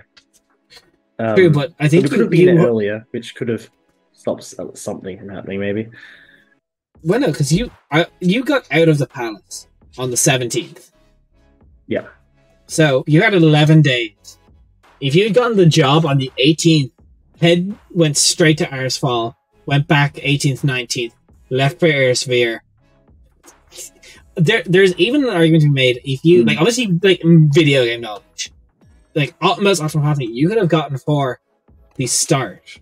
And maybe even rest, so, like, only... Because Althea, obviously, she killed most of them in one night. But then some started to come back, and she tried to hide it, and they went to their rooms, and she started continuing the spree. But I think even there's an argument to be made that. But then you would have been at lower levels, then would have been an Althea earlier been optimal. But we would have had the help of the other knights. True. You may. And I think at the very perfect video game knowledge. We in Burton, we got the job for the Sirens, we got the job for Irosphere with Kelsier. Go to the Siren job, go from the Siren job to Irosphere do Kelsier's thing to the Priory. We get to the Priory in time to stop it from all happening.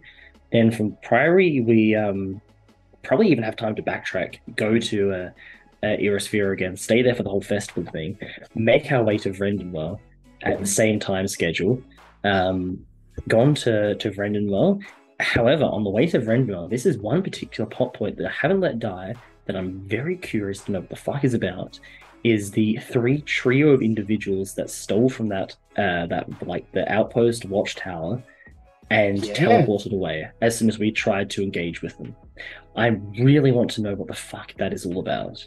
And I still, to this day, I've been keeping my eyes and ears open, and I haven't picked up any real major clues about that yet. But yeah, you're in the wrong part of the world to pick up clues on that. I'm very, very interested to know what that was all about. So I think I would have tried to handle that a bit differently. But I think actually generally what I would have done is speed up the schedule, and then gone to Vrendenwell. From Vrendenwell, getting there a bit earlier, maybe we could have prevented some of the damage from occurring.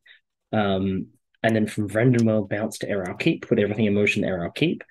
And from Error Keep, I think potentially at that stage, I would have taken us to Thinvale. Oh, really? Thinvale?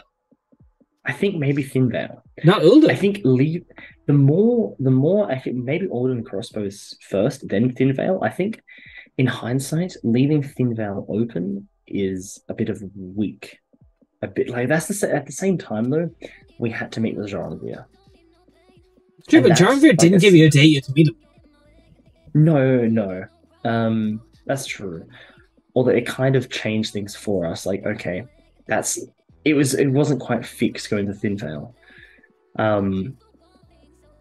But also we found out that Thinvale had been massacred. We knew that it had been massacred. And we knew that there were undead there. And we kind of just like changed our plans after that. I think in hindsight, we probably should have still made plans to go to Thinvale. Yeah, because instead of that, you set up the military blockade, led by Saladin, who's now gone in. You got impatient because you all set that up. And now Saladin has gone in to face a lieutenant of Samael. For whatever outcome will be, we don't know. Like forever, like it could be a awful outcome, or it could actually genuinely be a good outcome. He could end up killing the lieutenant. But at the same time, will that be good? Because if he does that, then he'll return home a hero, and Everett's on the back foot. Like, okay, my brother's won all this acclaim and glory. What have I done meanwhile? I've even done the first trial. Fuck. Might even destabilize him. I'm a little like, is even killing Maracap a good or a bad thing for the Kingslayers, the Kingfishers? Well, we haven't met him, so you haven't, no. We don't know. Even, like, if you look at like we also for Rainier, with all your decision to go to Jarvir, the entire vision you had of Rainier's sister up near Crosspost, you all got this vision and then said, "Nah, I'm gonna head out." But see, that's not really something on us. That's more so a Rainier thing. Like, true. Like, that was very much up to Rainier. Like, there was no other reasons for us to push for, like, no, I want to investigate this one particular person from your backstory. I want to go. But there's also Crosspost for Anna and Zamani. There was also Crosspost, but I think it's like at that point it was kind of like, may as well meet up with Jordan. We'll find out more information that way. Yeah, that's fair. I feel like we've skipped a bunch of sessions though, so let's put ourselves back. We're still in session 4. We're still in session 4. We're still in session 4. Vajik says, wait, what? Sister and ignored. Yeah, so in like session 13, 14, Calcinder had a vision of one of Rainier's sisters being attacked near Crosspost. And the party, it happened in the summer months. It's now winter months for the party almost. And they decided not to investigate. But yeah, so session 4, you guys took work. I don't know if there's how much to talk about taking work. We did know the missing person. You guys did lose not a person of the party, but an NPC, a mission that you didn't take at the outset. So kind of like auto fails by, unless you guys really pull some strings down the line, you kind of lost a person. Yeah. Which, like, look, that's it was actually Daria who chose not to ask the party to follow it. Yeah, I didn't do anything. I told her of it. And I was like, yeah, this is word for word what I saw. Alright, so let's think. We've talked about our work in Arsfall. You guys, there was actually a small property to buy in Arsfall for 1,000 gold pieces. Didn't buy it. Okay. Could have bought some property. And that's when you found out about the two-headed eagle that took roost in the North Forest. Yes. You did take that job as well. Finally, your first contact with the Marabir, seeing some agents from it track you as you entered the Marabir. That's right. But other than that, you found out. We quickly head on to like the. I think Section 4, 5, 6 kind of covers all that mercenary work. Kind of bunch it together. It was a bunch of just work that was done, kind of side questing around, not so much character stuff, to try and get money for the keep. That was a big sense of just let's stock up on money right now. I don't think you really did much more than that in those times, unless your notes say otherwise. I'm trying to look at it now. I don't really think there's much.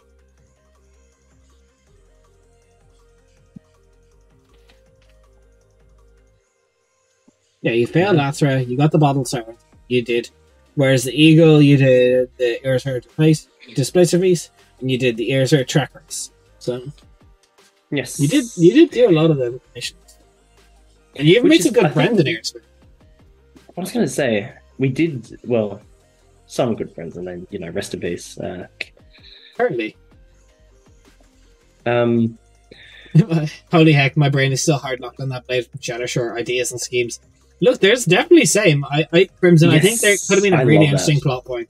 It's a very interesting MacGuffin that the kingdom has, and it's something that like the party has no knowledge of in character. And I would love to see them get knowledge of it in character, because it's also like using it against Samael, like the BBG, is like that could even be an idea. But that would be very interesting to see us reusing, like repurposing that whole fate for us. Yeah, passing on the sentence, so to speak. Yeah. I think that'd be cool. God, I can just imagine you capturing and binding the Saint and then bringing him to Shadowshore to fucking execute him. That'd be cool. That'd be really cool. Look, Calacindia shattering someone else's soul. That would be like a very interesting little cheeky reversal there. It does follow a similar ritual that the Shadow Shore. I can say enough. It is based on the way the Jotuns shattered the Dying God. It is a similar execution method. Yeah. So, yeah, like once you kill a king, what does it say at that point? It's just the next logical step in the rung on the ladder. You know, you got to do exactly. it. Exactly. You got to keep on upping yourself. After that is killing a god. You know, small things. Saint, minor god, major god, old god. That's the list. Yeah. That's when we put our raft brains in chat. And by saint, you know, we mean killing a Greggy, of course. Yeah, I would be surprised if you did. But also, you guys want to kill a Regan. Look, hear me out though. Hear me out though. We drag a Greggy to Shadow Shore, and we shatter him. That's just full 360 there. The Saint Slayers at your service. Saint Slayers. The Saint Fishers. The Saint Fishers. But yeah, we got to Earsphere, and that's when we met, like, we very early on have met, like, Nagel, Derek, Elzier, some of which we still have connections with over 30 sessions. Like, next week will be 30 sessions since we met them. Session 36, I believe, is next week. And we met Nagel and such on session 6. No, it's 7. So it's 29 sessions since they're met. And first, like, introduced as these, like, characters in the background. Where kind of the, like, you all had such a hot open. I really wanted to introduce, like, the kind of the purpose of Earsphere as a whole. When you got there for that time is give you a festival. Give you something nice to do. You know? Yeah, and then take it away from us later. Somewhere to take away from us, you know? Where and when did the name Kingfishers come about? Session 4, 5, 6, or other? That's a very good question. And I'll have to have a chat with you, Des, after the stream. Oh no. Am I in trouble? What did I do? I'm being put into timeout. I have too many plot points, and now Crimson is getting frustrated that I didn't use them all. Yep. So many plot points where it's like, but Shadow Shore, what if? What if? Answer my questions, damn you. But yeah, so do you have a solid session for Kingfishers? I have a name. I know the first time you used it in an official capacity was in Vrendenwell, which was like... Maybe it was Vrendenwell. Maybe it was Vrendenwell then. Oh no, Future Plots.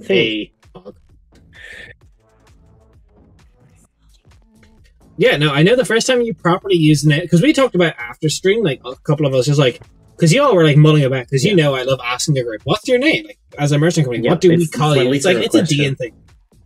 Like, I love it as a DM. I love, like, because it kind of makes the party feel like a group, you know, it feels like official. But, like, we were talking about it so much. I think I was actually the one who bring up, like, you know, it would be funny if you guys named yourself the Kingfishers, just like, trying to be like, no, you guys just misheard it. It's now KingSlayers, it's Kingfishers. I'm trying to completely scramble off of it. BRB got to turn on the store for the day. Hey, have fun turning on the store. Enjoy that. See you in a bit. But that being said, you know, you guys had... I think Vrendenwell is like session 13? No, session 14 is when you first got to Vrendenwell. Yeah. So I think Kingfishers as a name was officially used in session 14. Unless someone can go back and tell me a session, if they have it in their notes, I don't. Because I don't. I think it was Vrendenwell from memory. I'm just trying. I think it was Symbolcum Meredith. You said it to him first. I think it was as well. I think that just makes logical sense as well. It was the first time you had been officially asked for it. So. Yeah. Because I like to let the group have a bit of time to decide on a name. Like, I don't just ask it straight away, like session 3. Yeah. Because, like, imagine if everyone went to you. We will send you on the trial of Odyssey. Now, what will we call you guys as an adventuring group? Have you thought about branding? It's like, we barely know each other at this point, mate. Settle down. Yeah, so we kind of had a lot of fun in Earsphere. Like, a lot of fun. Earsphere is a very fond place in my memory. Was a very fun place. And it will be again when we build it as the first style of settlement. Imagine.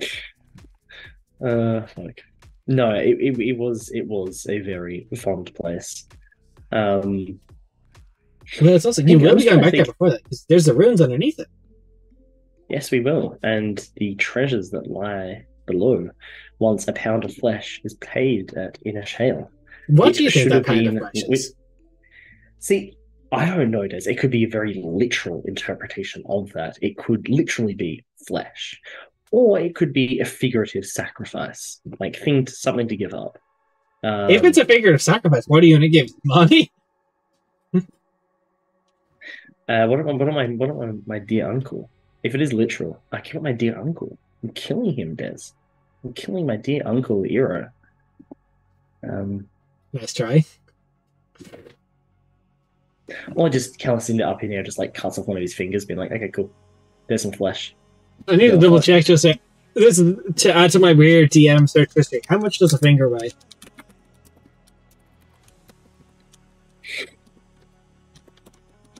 Okay, this is another search. Pounds into kilograms. About 10 grams. How much? Okay.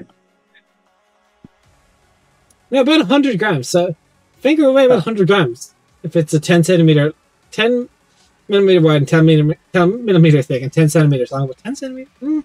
Strange question to ask. Look, the FBI definitely wants to know your location after that. Well, look, a pound of flesh is 453 grams. If you say an average hand in this thing, say, giving the average adult weighs, like, whatever, 100...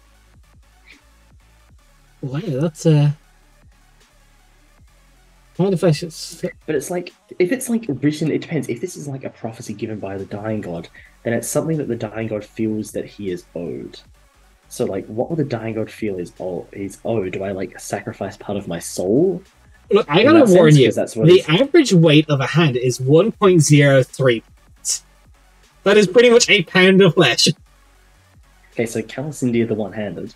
But that's the thing, is it's like, what is the Dying... If it's like a more figurative, like, then it's like, what is the Dying God owed? But is it for the Dying God, or is it something to sacrifice to weaken you for opening the lock in your sphere? Is it for the Dying God, or is it for the people that were protecting the vault? That's a good point. Because the Dying God didn't make these things. It was the followers who were trying to hide after. Well, that's the thing, though. But what I was trying to say is, like, is it a prophecy from the Dying God, or is it their own? No, because if you have the theory that it's like if you think it's a shard in there, that's like what Cassandra believes. It can't be a prophecy from the Dying God, because the Dying God's not able to give prophecies right now, other than through Iro and you. Well, it could have been one of the people. It could have been someone down there. That's the thing, though, is that there's a lot of unanswered questions in those ruins that were buried. I just gotta say, which hand would Cal cut off, left or right? Well, I think now I'm just going to come up with the quick canon that he's right-handed. So he'll probably cut his left hand off. Right. Good to know these things for next week. Well, then he'll just have like a permanent mage hand in his other one. It'd look creepy as fuck. It'd be kind of cool. Look, it'd be interesting. It would be interesting. I don't actually know. Edwin says, hi, flesh so the Cleric D&D 1 package is a thing today. I haven't read it. Oh. Any good, Edwin? Yes. Yeah, what are your thoughts on it? I haven't actually had a chance yet. I heard that it was coming out, but wasn't sure when. Yeah, so other than that, we had some I'm trying to go over my notes for session 7, 8, 9 kind of time, and we had the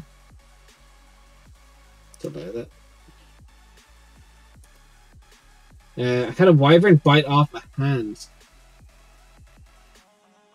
And can Calicindia make Mage Hand permanent replacement of his hand? No, I don't believe he can. No, but like, who knows? Maybe look, through the power of the Dying God, anything is possible. Okay, so to answer that question, you just really want to be Wormtail over here. You cut off your hand and just back one right back. Look, why Wormtail? Come on, why do you have to use that? Of all the characters that have lost hands, you have to use Wormtail. Fuck you. I did, yeah. You had to do dirty like that. I did. I only just saw it was now just gone from work. If you read it, let us know. I'll probably read it over the next few days.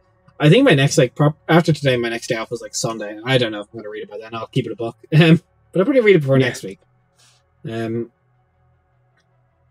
Wormtail from Harry Potter. The Voldemort's follower. He cuts off his hand to bring Voldemort. Yeah. Not the type of character you want to be compared to. No, it's definitely an insult. But it's very curious. So, so what what session list are do you we on have? at the moment, actually? We're about. I have Ears of Ear set for session 7, 8, and 9. 7, 8, and 9. What should I think actually? What session was it that I first messaged? I'm trying to think from my perspective. What was the first session I messaged Queen Zills or Zona? Calcinda's That was mother. before When was you that? left for Sphere. You got that from Valwa? That was because yes, because I got the sending from Headmistress Valwa, not Valna, Valwa, and then I used that. That's right. Yeah. I was just trying to piece that together. That's what happened. Okay. But yeah, kind of sessions so 5, 6 were kind of just sessions 4, 5, 6 were a little bit more quiet, getting work around Burton, Arisfall, and then making your way to Airsphere, where things started to pick up again, meeting new NPCs. We met Nagel, Derek, we met quite a lot of NPCs actually.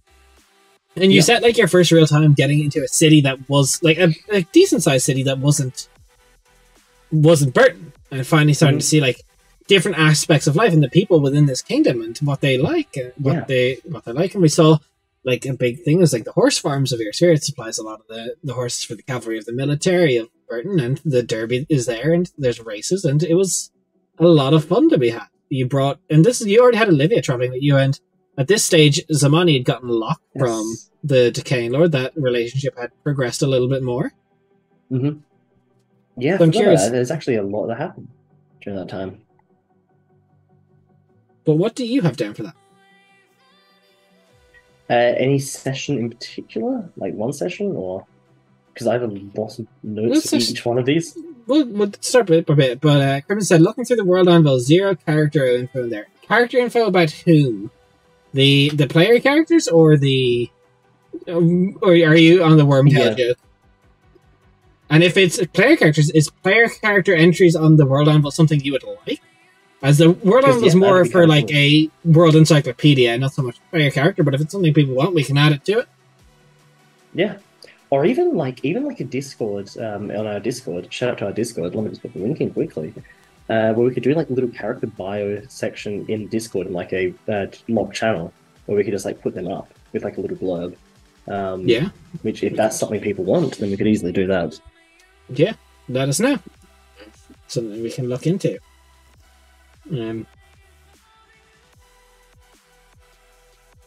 But let's talk session 7. So what do you have down for session 7? All right, so session 7. That started out in Burton, with us trying to do the whole us trying to do the whole quest finding the missing child, and then finding how that linked to the petals. Obviously, Zamani getting a bit, a bit involved in that whole quest line, but found out it basically led to nowhere. Crimson said, if you have a campaign section of World Anvil, characters of note wouldn't be bad. Yeah, we can. We will get onto it. We'll start making a list of. I can't. We're in December now. I can't promise how quickly it'll get up, but we will. We'll work on it. We will try as quick as we can. We'll add that to the campaign section. We'll do characters of note. We can do player characters, and then we'll start doing NPCs. I have a lot of NPC entries. They might not be the largest, but we'll get them in. Some of them. I think some of them are out there, but they're not in the campaign section. Like Everett is noted in the Burton section. But no, that is a good shout, Crimson. Thank you. I will make a note of that, and I will perhaps pass that work off to Ralph, depending on how much work I have to do. But we will definitely, we can definitely start working on that. If this is something that you think will help. Because at least I can do it. Like. Well, just think like Everett, the main characters who we've met up. Yeah. Because I think there's like a power player section, but I don't think we've used it much in the setting. No, I don't think we have either. Then Edmund said, first thing I noticed for the cleric is that the choice between heavy armor or extra cantrips. To put Your character so has a choice in the main class. Okay. Ah, You can use channel okay. a number of times to up or down. You can use your channel to heal a number of D8 equal to your stress. Okay, that's interesting. That's interesting. Curious changes. I'll have to actually look into that a bit to decide how I feel, but it doesn't sound terrible. Crimson says, "Sorry for once. I meant to not derail." And seeing as I'm in the corner of my computer, I just realized the time. We probably should not start on session 7. Wow. Probably shouldn't start on session 7. Probably shouldn't. No, this is really flown by. Because I was going to say, just looking at session 7, there's some things there I want to bring up. Yeah. Okay. So we're going to wind down now. This is the last bit of the stream where I'm going to shill a little bit, and I apologize. But give me your money. No, in all seriousness, we are doing D&D December over on our Patreon. For every week in the month of December, we are releasing a subclass, a race, and a sub-race. So each week it'll be one race or sub-race. We've already done the sub-race, so for the next week it's going to be races and subclasses, but this week it was a subclass and a sub-race. We did the Start Us Off, which Raph is, and we did the... I just realized chat is appearing on screen at you, Raph, and I forgot to turn it off today. It's just like popping up beside your head. But I'll fix it next week. But let's just get that off there. There we go. So yes, we're doing D&D December. It's $5 on the Patreon. That's all it's going to be, and you'll get access to 5 subclasses, 4 races, and a race. It'll only be $5. You only have to be at the bare minimum tier for our Patreon to get access to it, and you'll get access to. We're going to make a Discord server to talk about it when we've got people in there. I'll probably work on getting that up tonight. Yeah. And it's the best way to support us. We're really trying to do a big content push, and we poured a lot of work into this. The first one is a Way of the Shadat Monk, which is a monk order devoted to the Heart Tree and the Woad in our world, where the magical spooky forest. It's basically a cooler Kensei monk. But we put a lot of work into it. If it's within your means to support us on Patreon, we'd really appreciate it. As I said, give me your money. Or you can support us on Twitch. And we've talked about our World Anvil a little bit today. If you're subscribed to either, the benefits of the Patreon for $5 a month or higher gets you access to the World Anvil, so does subscribing to the Twitch. But you will only get the D&D December content on the Patreon.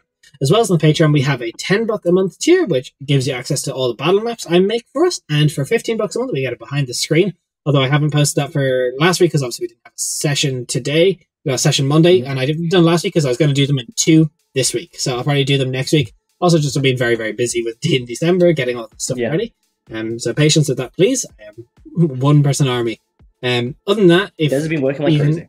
Yeah, if it's within your means to donate, we really appreciate it. Other than that, if anything, just following and get it, tell your friends about us. Like, comment, subscribe, whatever people say to boost engagement. I don't know. I'm not good at this, but I will say we are working very, very hard. And it's not just myself; it's also Raph and Cade who have been working on these classes. There's now actually 3 subclasses up on the Patreon overall. We have on the D&D December announcement. We have an announcement for the College of the Brass Lungs, and we have an announcement for the Stress Night Fighter, one that was a subclass done by Cade, and one with me, Cade, in conjunction. They'll probably also feature in the big PDF at the end of December. Everything that has been released in December will be in a massive, like 15 to 20 page booklet PDF that will go up onto our Patreon. And other than that, we're really excited to start getting into more like content creation for D&D, making official Quenthos Eldritch Scribe content, which would be really cool, and get the players start playing it. We might do a one-shot revolving around some of it. But other than that, I am aware of the time. Our Thursday slot, which hopefully will be Wednesday again next week. I really hope it should be. It's only about 2 hours, so for the sake of myself and Raph's brains, we're going to go ahead and call it there. We're going to raid out. I'm just going to check who's going to raid. Mike Moans is still on. All right, we'll do Mike Moans then. It's been a while, I think, since we've raided Mike Moans. Yeah. Go ahead and say who sent you there. Just say hello, say whatever you wish. But we'll be back. I hope we will be back on Monday. If my players aren't available, I will find them and hurt them, emotionally and physically. But we will see you on Monday, hopefully. And if it's within your means, please check out the Patreon. Come talk to us about it on Discord. See you. See you guys.